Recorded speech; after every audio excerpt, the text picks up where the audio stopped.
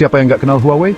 Dari perusahaan kecil di Cina hingga jadi raksasa teknologi dunia, Huawei adalah salah satu cerita sukses paling fenomenal di abad ke-21. Tapi, siapa sangka perjalanan Huawei juga penuh drama. Blokade besar-besaran dari Amerika Serikat dan Eropa justru menjadi bumerang yang malah bikin mereka makin perkasa.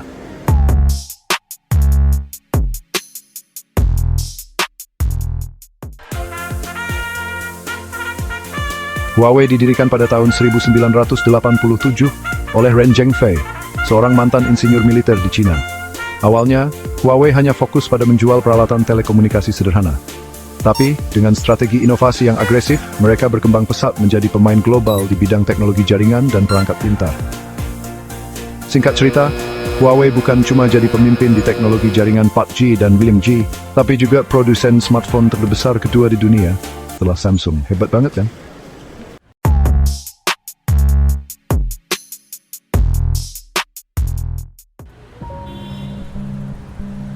Tapi, sukses besar Huawei ternyata bikin Amerika Serikat nggak nyaman. AS menuduh Huawei menggunakan teknologinya untuk memata-matai atas nama pemerintah Cina. Tuduhan ini jadi alasan utama AS memulai blokade besar-besaran terhadap Huawei. Dan blokade ini nggak main-main loh. AS melarang perusahaan-perusahaan Amerika untuk berbisnis dengan Huawei. Dampaknya, Huawei kehilangan akses ke teknologi penting seperti chipset dari Qualcomm dan sistem Android dari Google. AS juga menekan sekutunya seperti Inggris, Kanada, dan Australia untuk melarang Huawei terlibat dalam pembangunan jaringan 5G mereka. Bahkan, mereka mengancam akan membatasi berbagi intelijen jika sekutu tetap menggunakan teknologi Huawei. Blokade ini juga melibatkan drama besar seperti penangkapan CFO Huawei, Meng Wanzhou, di Kanada atas tuduhan melanggar sanksi terhadap Iran.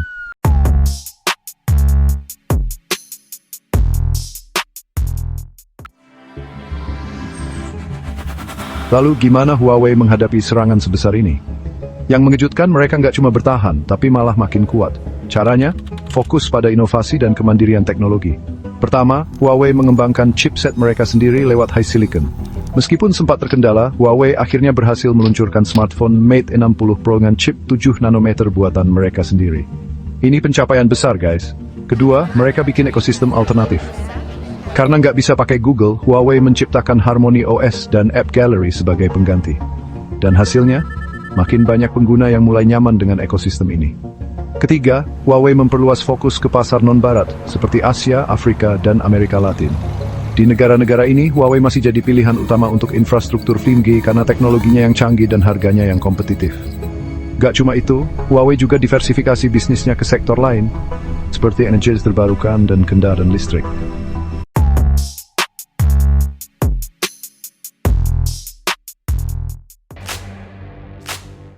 Ngomong-ngomong soal inovasi, update terbaru dari Huawei soal Harmony OS juga nggak kalah menarik. Harmony OS 4.0 baru saja dirilis dan sekarang sudah digunakan di lebih dari 700 juta perangkat di seluruh dunia. Mulai dari smartphone, tablet, hingga perangkat IoT seperti TV pintar dan perangkat rumah tangga. Yang bikin menarik, Harmony OS ini bukan cuma sistem operasi untuk satu perangkat, tapi ekosistem yang menghubungkan semuanya. Misalnya, kamu bisa sinkronisasi smartphone, smart TV, dan perangkat rumah hanya dengan satu sentuhan. Bahkan mereka juga mulai memperkenalkan konsep seamless AI yang mempermudah hidup kita sehari-hari. Dan yang lebih keren lagi, Harmony OS sekarang jadi simbol independensi teknologi Cina, membuktikan kalau mereka bisa bikin OS yang gak kalah canggih dibandingkan Android atau iOS.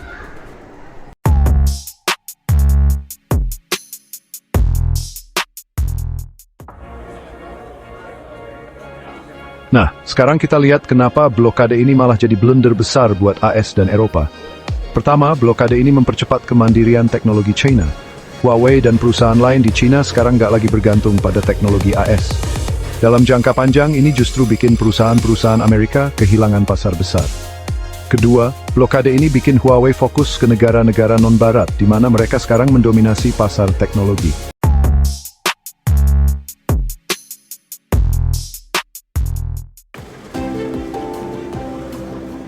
Jadi, apa yang bisa kita pelajari dari cerita ini?